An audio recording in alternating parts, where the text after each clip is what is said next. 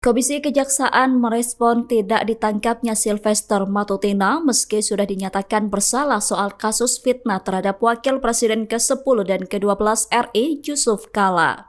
Ketua Komjak RI Puciono Suwadi mengatakan pihaknya bakal mendatangi kantor Kejaksaan Negeri Jakarta Selatan.